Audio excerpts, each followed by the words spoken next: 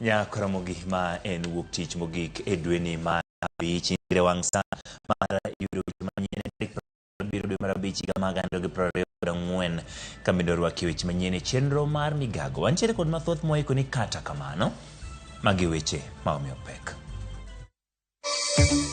We want a speaker who is conversant, one with the law, conversant with the members' welfare, conversant with the party issues. Wenge korong'io od bura mar kaunti ma Migori kagichano yiero speaker manyien odiochieng' makiny. Nyinyi wajumbe, masenators na magovernors, muache kukonganisha rais na Rigathi Gachagua. Jodong Jo-Kikuyu e Omar Okak osemogo kuom jotelo moyier magikoni ema temo kelo kak e kind jatend piny Kenya William Ruto kod jalupne Rigathi Gachagua. Shall we keep quiet when our students are not being taught because the lecturers are confused as to who is running the school, as to who is giving instruction? We want the rule of law to reign and the government to give us directives. Puonjre mbalariany ma Nairobi dwani piny owacho donjre wach ywaro ketene mbalariany no magikoni rocho chenro mag somo.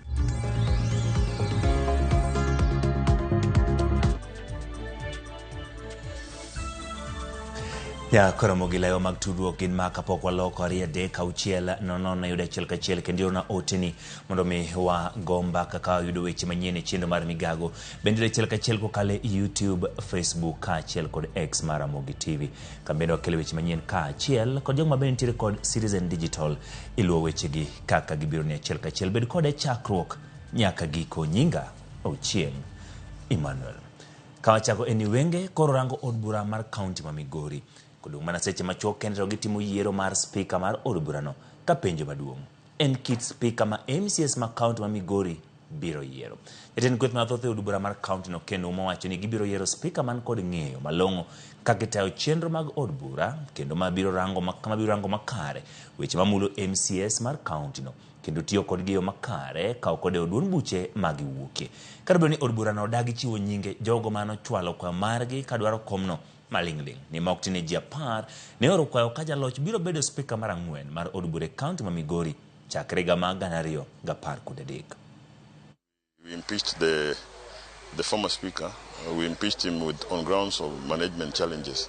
So that is one of the concerns that we would want to see in the speaker that we are going to elect. We want a speaker who is conversant, one with the law, conversant with the members' welfare, conversant with the party issues. Na ninawaomba wananchi muwe watulivu.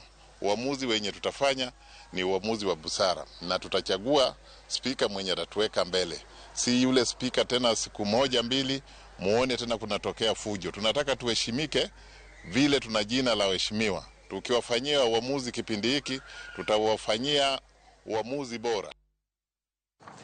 Ya koromo gikawdhi nyime en josiasa masiro jatend piny William Ruto kod jalupne Rigathi Gachagua kone jod bura masoko jalup jatend piny Rigathi Gachagua mondo thegre kod timbego ni mar gin siasa mag ich lach magetogo mana igi giwegi kagilose gweng' ma Kapkawa yo Suwerwa mayudore kar chung od bura ma Cheranganyi e kaunti ma Trans Nzoia. Kotelni kod jakom jodong Agikuyu bade ma Omar Okak gikoni siasa momondo biro chenro mag dongruok magitimore manandala chiel bang' jod bura moko thir kod jalup jatend piny Kenya Rigathi Gachagua e weche mag siasa.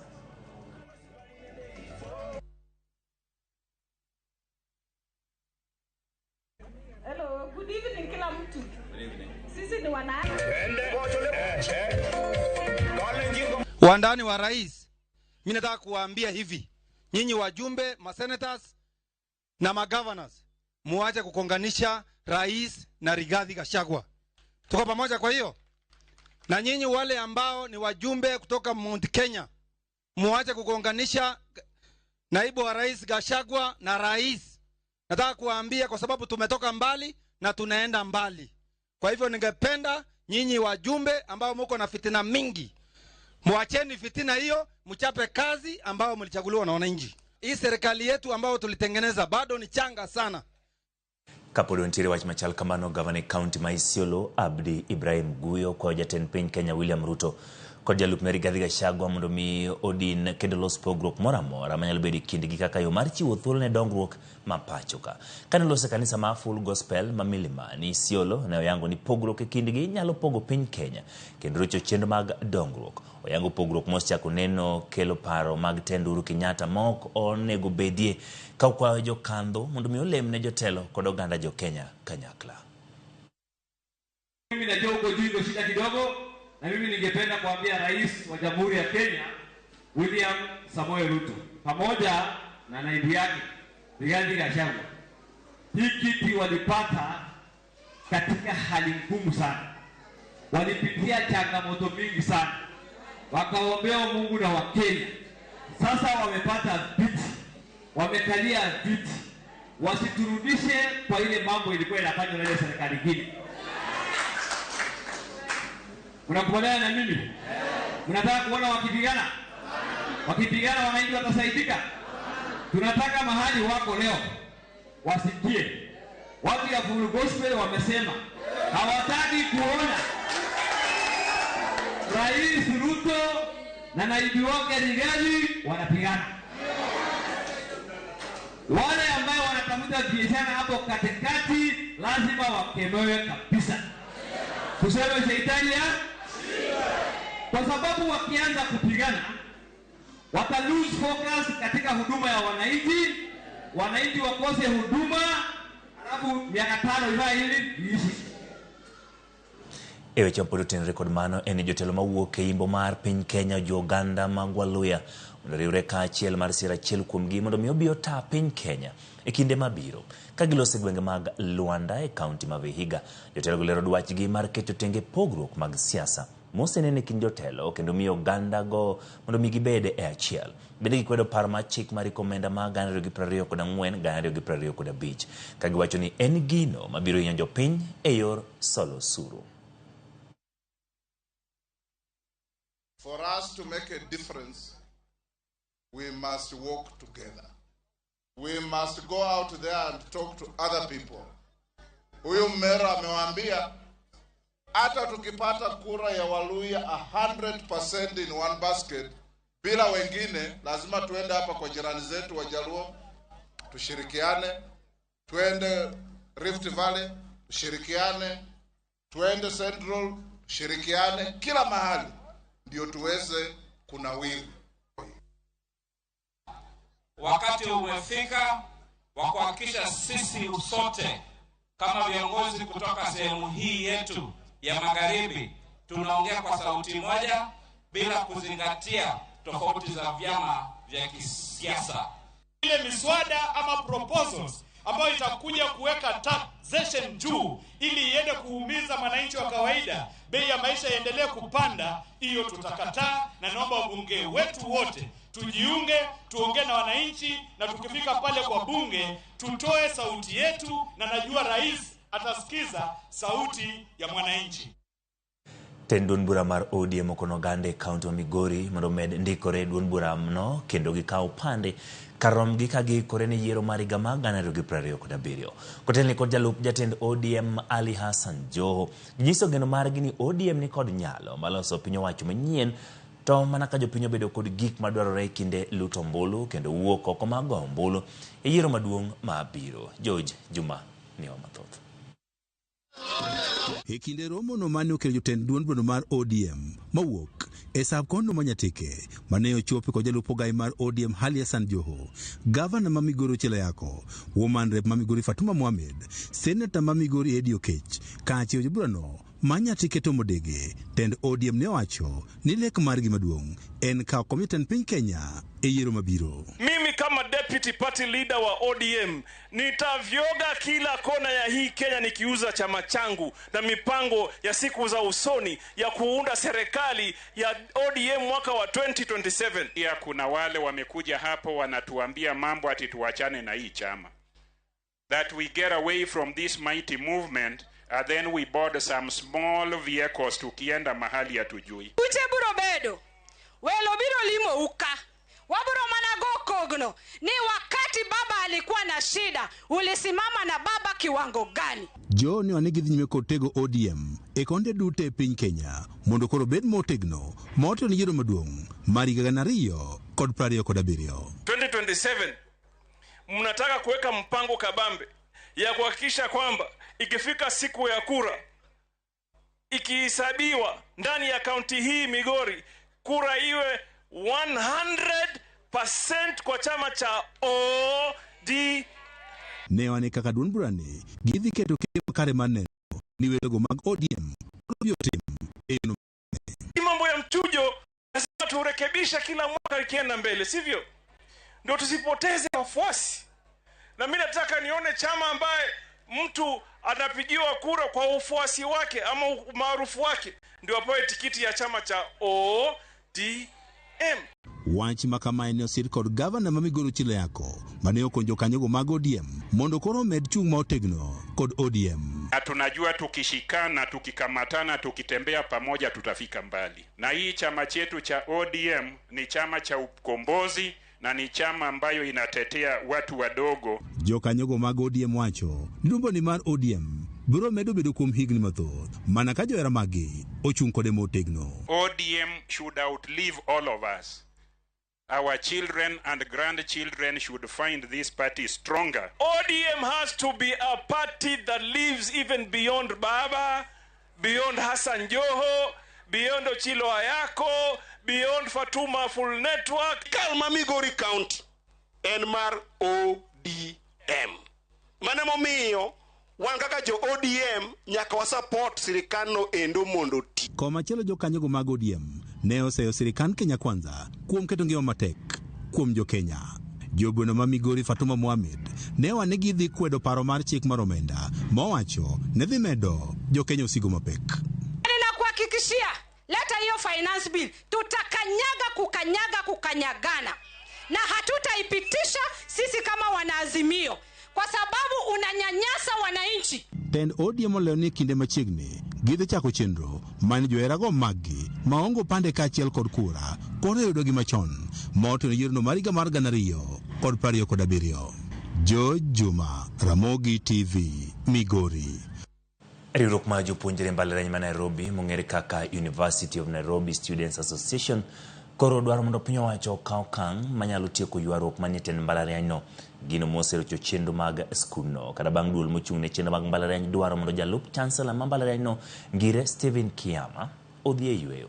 Nyaka sani Kiama pod otamore kawo thuolo ma yweyo kowacho ni chik no ne ok oketi e winjruok e yo makare kendo dhi ataro gi chike mag duol mag mbalariany mar UN.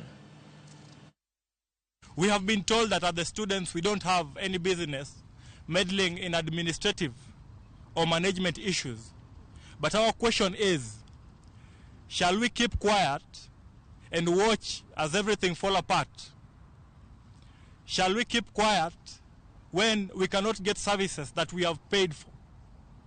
Shall we keep quiet when our students are not being taught because the lecturers are confused as to who is running the school, as to who is giving instructions? As the student representatives, we are saying that we shall not keep quiet. Part of our mandate is that we shall voice the muffled voices of the students. We are asking the Public Service Commission and the head of Public Service Commission to weigh in on this matter. Reason being, the students are now at unrest. The moment he's asked to go on leave, he sends a memo telling that anyone who partakes in this cake will either be apprehended or suspended from the university. That is why we are working on, some students are working on anonymity. We want the rule of law to reign and the government to give us directives. Koro mogibang'e do report mawuok e mbalariany mano ma Nairobi mano UN kaka ong'ere mathoth ema wakawo godo yweyo mokwongo kata kamano kik idhi mabor pod wantiere kod mathoth moikoni e chenro mar migago.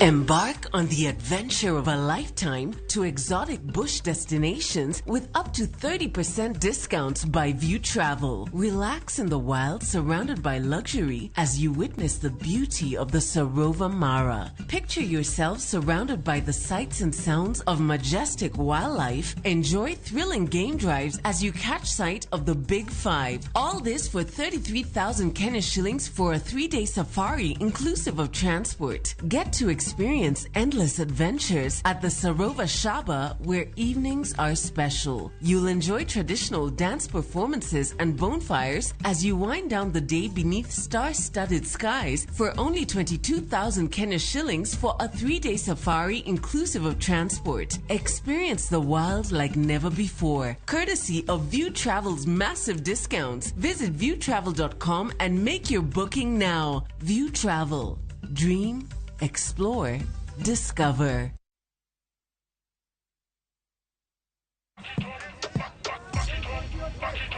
Oh my God, this is unbelievable.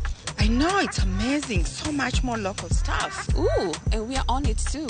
Fresh episodes every week. Plenty for the kids too. Cartoons, movies, and educational programs. Nice. Finally, some peace in the house. Oh, look at that. They have international stuff too. Movies, great hit shows. Makes you just want to curl up and binge watch for years. Guys, shh. I'm trying to catch up on single Kiasi. I need the tips. Okay, ladies, we're rolling in 5. Is there anything else that you need? Now that you ask, can I get your number? Shika, the new Showmax app today for all your favorite local, international, and kids hit shows and movies from just 300 shillings a month. Shika Showmax, streaming for Africa.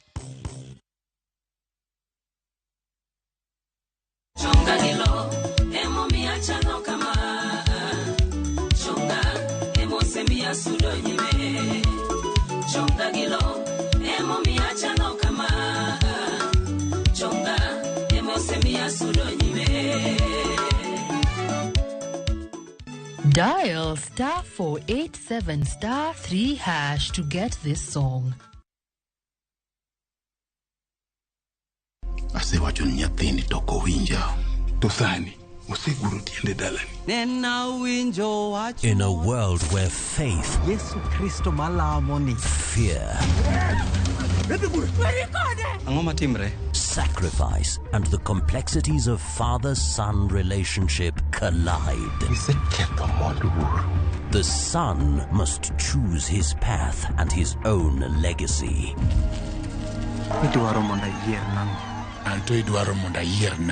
Watch this emotional and riveting story of Dennis in Where the River Divides. Watch the best content on the go, only on Viusasa.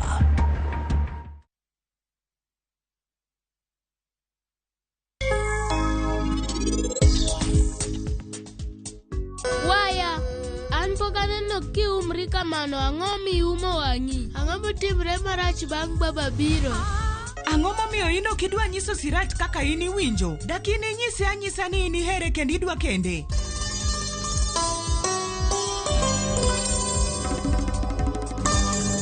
in kikitem timo richo mar romo gi Sarabjit kendo en onyalo rito nyithindi dhi nyime gi ngimani kikitem duogo dagi Sarab meher mano bobedo ketho maduong' ahinya mibotime ngimani. It's time to strike back.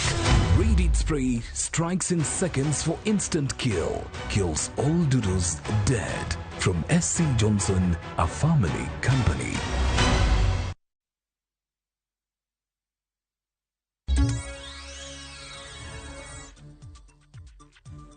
Erokamano nyakwara mogi kumedo kete era mogi TV chenro mar migago. Jotele county ma Kilifi kotelni kod jatend migao Aisha Juma olwedo kang mar governor county no to kod Mombasa goyo kum uso mar moguka e counties go.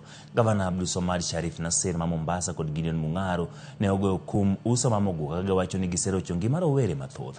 Kan lose gwenge mag Ganze Aisha charo jotelo mowuok Embu machano dhi e do mar kwedo kumgo. Kokil George Kithio yango chung'ne counties go e do poni jotelo ma Embu biro chopo e do mar kwedo kango.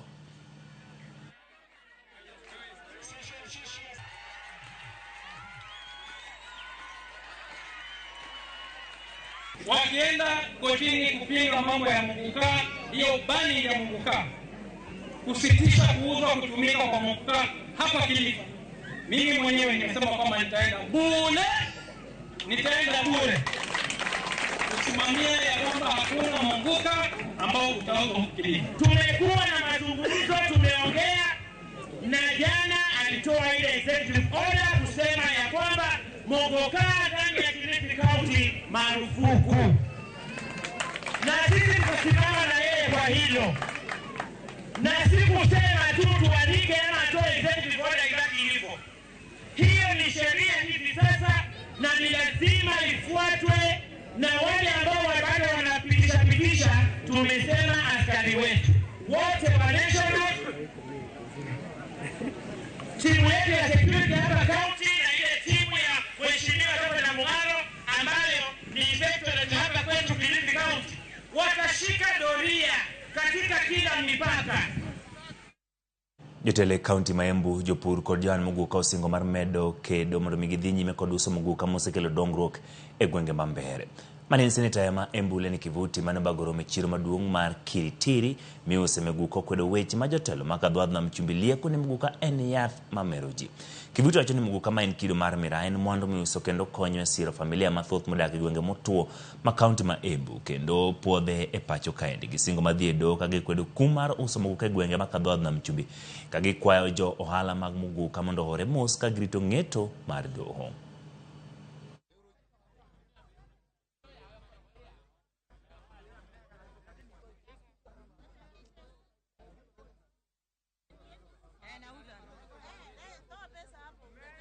Muguka is not a drug.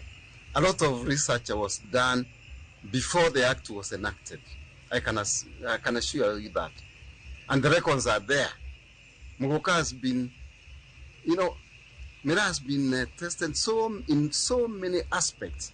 And in fact, there are even products of miraa which are in the market, even Euro products, which are processed miraa products, leave alone the actual miraa that we chew normally. Sisi tumesema, sisi tuko ndani ya katiba, tutauza muguka yetu tukiwa ndani ya katiba, tumekubali vile katiba inasema.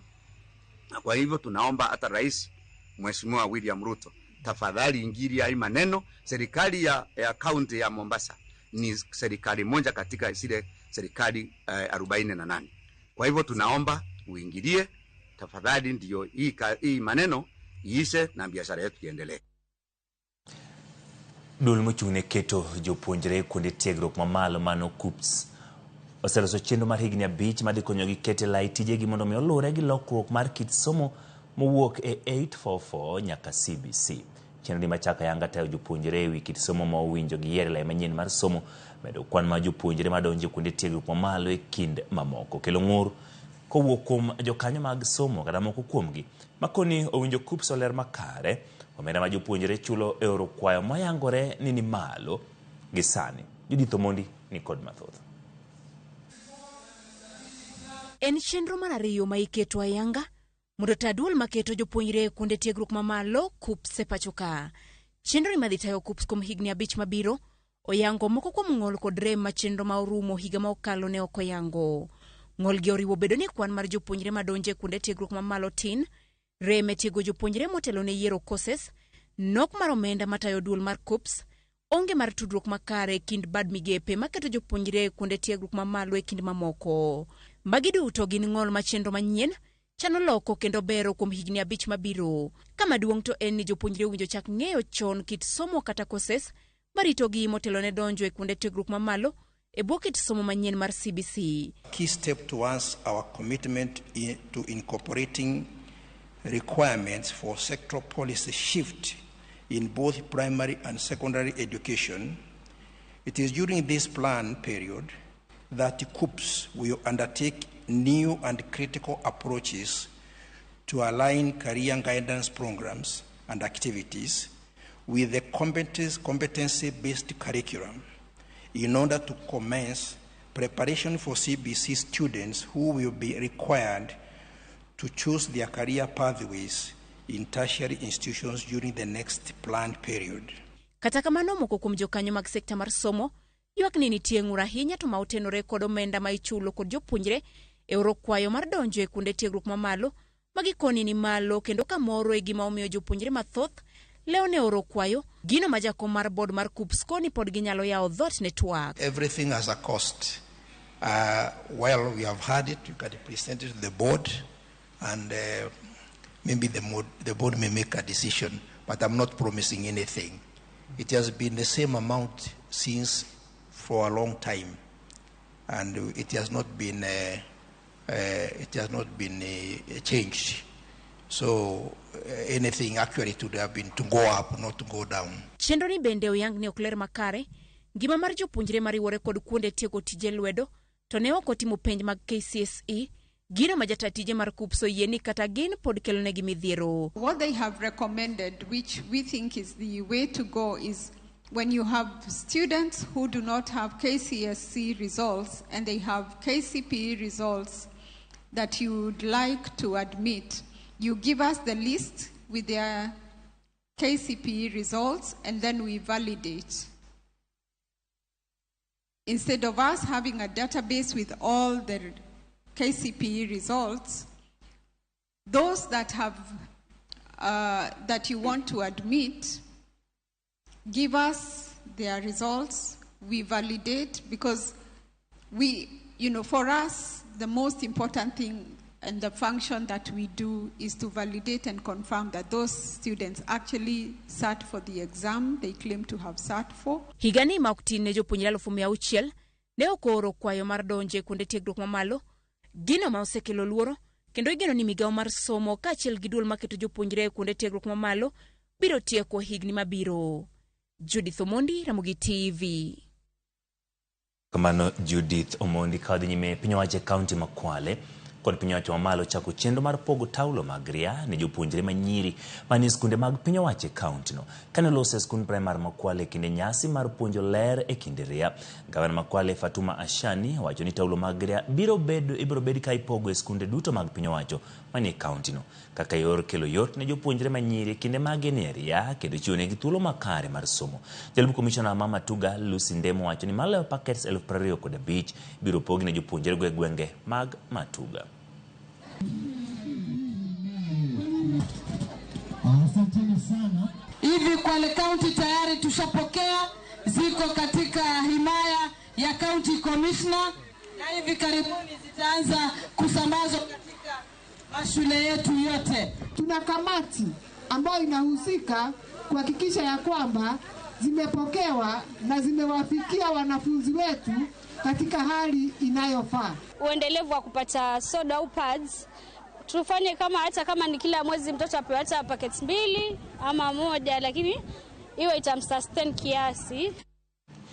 Kadhi nyime ni maleo jopuonjre 9,000 e skund sekondar manie kar Chung'o Bramasi Risi account ma Bungoma bende noyudo kony mag taulo mag ria kowuok kuom Irene Waluke men min od jaod bura mag gwenge go John Waluke kano loso skund nyiri ma Kikai e kar Chung'o Burano e kinde nyasi machiwo taulo go ne jopuonjre manyiri. Irene Waluke yuago pek ma jopuonjre kadho e gino mawacho ni osebedo ka kelo ng'ikruok e sombgi. Okwayo riwruoge mamoko kod Jo Samaria Mang'won mondo med chwalo kony ne jopuonjre go kaka yor neno ni sombgi ok obedo kod rochruok.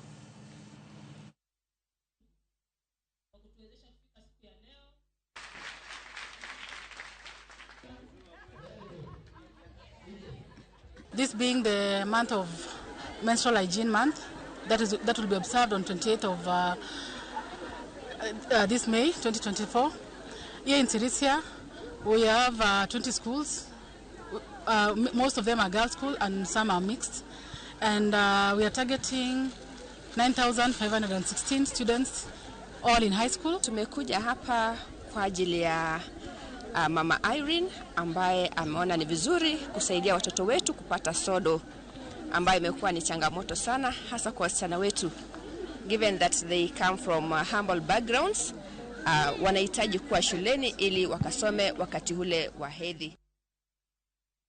Oganda jo Kenya ma ok tin 3,000 ne do thieth manone kaunti ma Machakos e chenro mar pimo kendo chiwo thieth ne jodak. Chenrono bagi kod M-Pesa kadak mavota ka gipimo tuo mag sukari, mano mar kansa kod tuoche moko matama. Jatend migawo mar thieth Daniel Yumbi opoyo chenrono kama kokelo fuong'ruok to kod ber ne oganda go ahinya to ma yuto gi ni piny ma ok nyal yudo thieth makare kaka dwarore.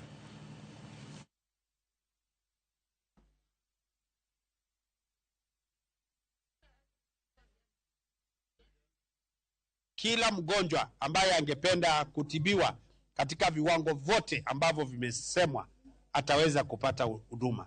Namshukuru katibu Kasivu ambaye tuko na yeye hapa kwa sababu ya mobilization na madirectors wote ambao wako hapa, hata waziri Mutanu ambaye ni mwenyeji wa area hii.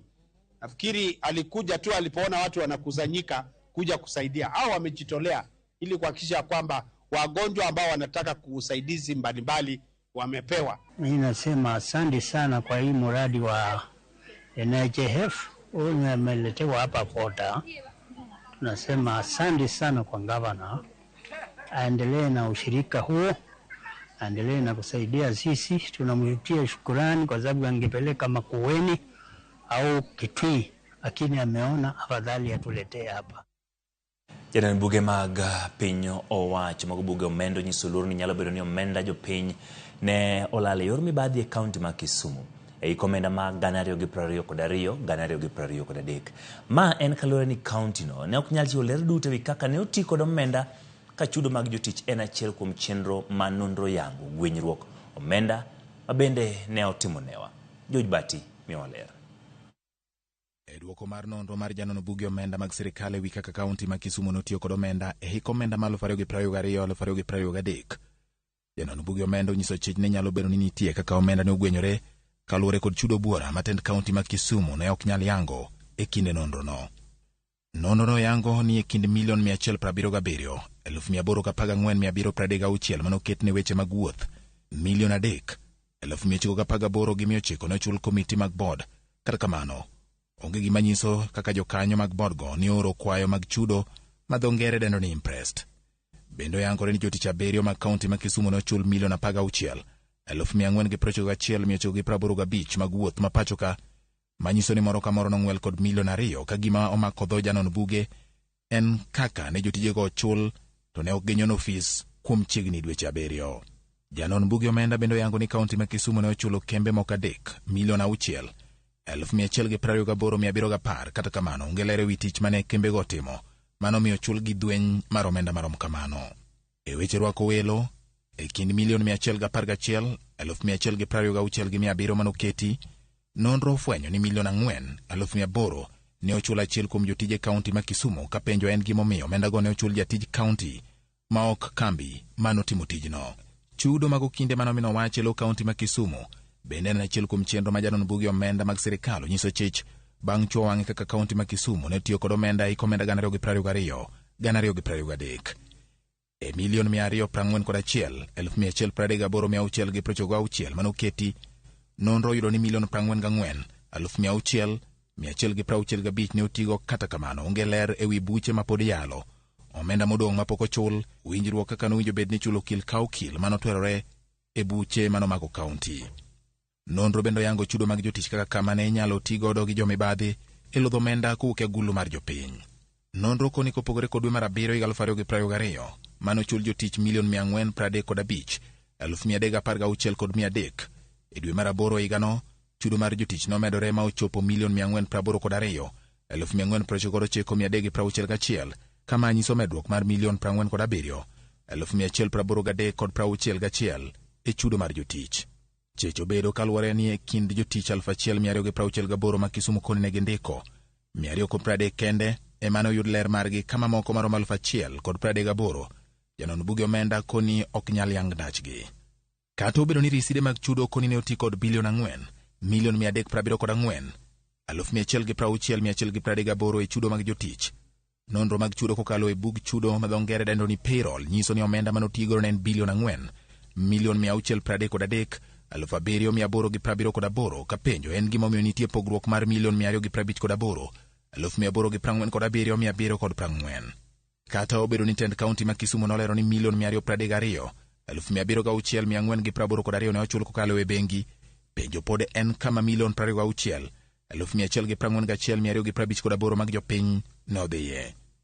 Goyo lama apaya ma namba Kapiyo kadhi Lolwe mabor mare en kilomita 8 bende chudo mare kelo chich, ka gedo manowinjo bed ni itayo kod NYS e nengo mar milion 221,183,468 kendo tieki dweche 12. Tend kaunti ma Kisumu noduogo golo omenda maromo milion 130,192,628 kendo ma ne oduogo chule iko omenda 222,223. Nonro yango ni ma ne otim bang' chudo machielo maromo milion 142,045,912 ka chich nitie ni mibadhi ne nyalo bedo ni okwako chudono, kaluwore ni onge gima nyiso ni kinde mar tieko tijno ne omedi.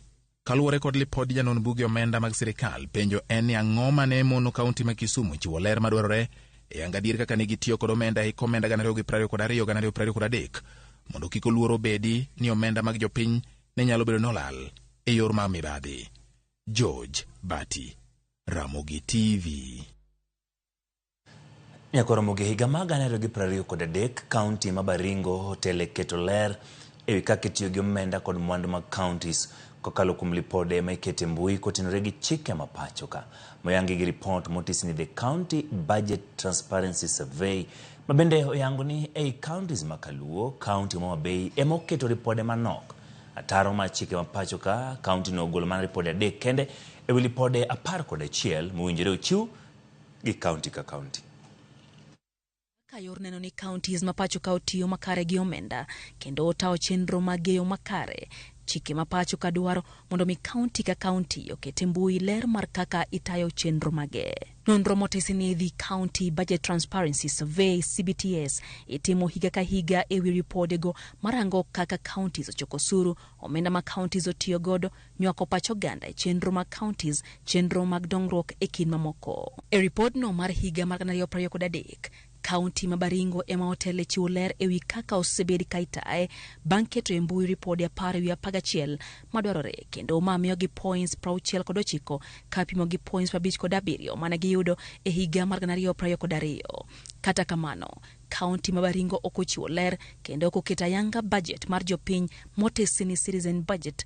County no bende oketo nonro manok ewi kaka nopodhi omenda mag counties go kapok otigo. Nondo no yango ni county ma Baringo winjore oket ler ewi kaka ipodho omenda mag counties kapok otigodo kendo oketie tim paro ma igolo gi oganda ewi tiyo gi mwandu mag county. E counties ma Kaluo, e higa mar 2023, county ma Siaya ne ochapo ripode 611 ma chik dwaro kama miyo county no points 51 ewi 100 ka ipimo gi higa mar 2022 mane giketo ripode 4 kende e mbui machiwo ler ewi kaka itawo chenro mag county no. Kata kamano, county ma Siaya ne oketo ler ewi budget mar jopiny motesi ni citizen budget ka bende ne oketo ler ewi kaka nochoki kendo otigi omenda mag county no kuom dweche 6 e higa mar 2023. Bende no nyiso ni county ma Siaya okochiwo ler ewi moko kuom jotije mag county no. Dwaro koro nitiere mar county ma Siaya keto ler ewi nywako pacho ganda e county no e chenro mage. County ma Kisumu ogolo ripode 5 ewi ripode 11 ma chik dwaro ewi kaka itawo chenro mag county kama miye points 48 ewi 100. Kata kamano, county no koketo ler ewi budget mar jopiny kendo koketo budget mar county no maitimo bang' dweche 3 kata quarterly budget kaka chik dwaro. County ma Kisumu bende okochiwo ler ewi kaka ochoki kendo otigi osuru ka bende orem chiwo ler ewi nywako pacho ganda e chenro mag county. County ma Migori ochiwo ripode 5 ewi 11 ma chik dwaro kendo oyudo points 48 kama en medro kaluwore ni e higa mar 2022 onge report moramora mane county no chiwo. Kata kamano, county ma Migori okochiwo ler ewi budget mar jopiny, budget mar tawo chenro mag county kata budget ma ichiwo bang' dweche 3 motesi ni quarterly budget implementation report. County no bende okochiwo ler ewi kaka otigi omenda kod ler ewi budget kod chenro mag county. Report no dwaro mondo mi county ma Migori onywak pach jopiny e tawo chenro mage. E kind counties ma Kaluo, county ma Homabay mochiwo ler matinie mogik ewi kaka itawo chenro mag county no bang' keto ripode 3 kende e mbui manyiso kaka itawo county no. Nondo no yango ni county ma Homabay pokne ochiwo report mopodhi mar budget mar chenro mage motesi ni approved program based budget ka koro dwaro ni tiere mondo mi county no ochiw ler ma kamagi kaluwore gi chike mathurka. Bende dwaro mondo mi county ma Homa Bay ochiw ler wi kaka ichoko kendo itiyo gi omenda ma county no. Bende owinjo tend county no rid tudruok kindgi gi jopiny kendo kawo pachgi ewi kaka itawo chenro mag county no ma Homa Bay. Ya kora mogi tok report madwaro keto report kaka dwarore 11 to kod kwana tamalo mochiwno ema okawo godo yweyo mar ariyo e chenro mar migago kikidhi mabor. Waduogo wantiere kod weche mag tuke.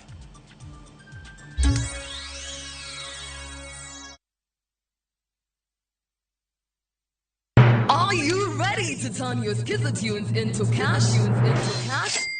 Dial *487 *3#. Choose your favorite Skiza tune, confirm, and enter to win big. 50k daily, 100k monthly, and the grand draw of 1 million Kenya shillings. Each time you download Skiza tune, you support our local talent as you increase your chances of winning big. All SMS alerts are from Skiza Citizen, and lucky winners will be contacted from 0709 767 000. Skiza tune, Skiza chapa. Terms and conditions apply.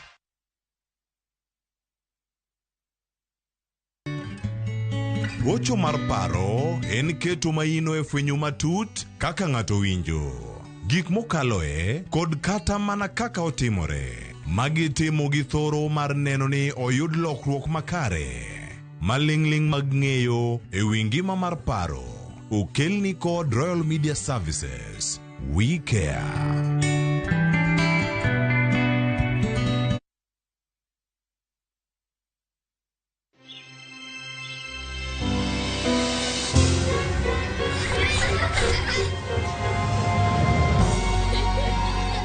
Wash your clothes with Toss Lavender to leave your clothes with a lasting, irresistible freshness.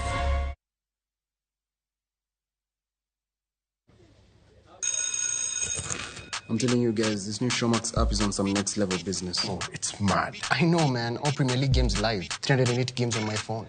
Good quality. Outstanding. And you can even adjust your data settings. Let's say you're somewhere where the network isn't so good or you're using data bundles. Bro, you can pause, rewind, and press play. So, bro, if you missed a game at the beginning, you can still watch it from the start as long as you tune into that game before it ends. 500 bob a month. How many beers are those? It depends with what you're drinking. Check out the new Showmax app today and get every Premier League game live on your phone for just 500 shillings a month. Shika Showmax, streaming for Africa. Win big in seconds. Shabiki nikajaribu mara ya kwanza nikaeka shilingi 100. Kaliwa hiyo 100 nikasema nikakufa moyo. Hii mara ya 4 nikaeka shilingi 100. Kaona napanda yapanda ikafika 500,000. Nikamusisha msichana wangu mkubwa. Nikaniambia, "Daddy, toa hiyo usiache toa." Nikasema wacha tu niendelee tu kucheza. Ndio ikafika 1.4. Nimefurahi, yani hata nimeona ni Mungu tu. Kuna mali nilikuwa nimeshikika ma school fees hivi. Alafu na mjengo wangu kidogo ambao nilikuwa nimeanza. Na vieta ni iko sawa kabisa. Kochonjo. Avieta ya Shabiki.com inakupa the biggest multiplier in Kenya. Shinda up to 50,000 times your stake. Yani ukiweka stake ya 100 bob, ndege ipeperuke, unashinda 5 million within seconds. Not for persons under the age of 18. Shabiki.com is authorized and regulated by BCLB license number 359.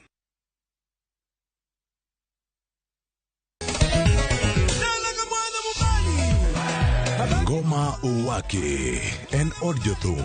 Ngoma Uwake akiloni mix mofwest. Brege, ja, Rastafari. Always missing. Tuafikia tumbe na kuna magonjwa kamora magintie. People crave is the different. They crave the exotic. Yeni kila tumbe kare. Kama nene edition. Benga kaluka Cha beach nyakura magajwang sukus kamwati memana kama Kitemana ngoma wake Yinga and Papa Weekend Wukich Kichario Kichadek Kichangwen Kichabich Sapar Gida kapaga beach nyaka sapaga Rio Warom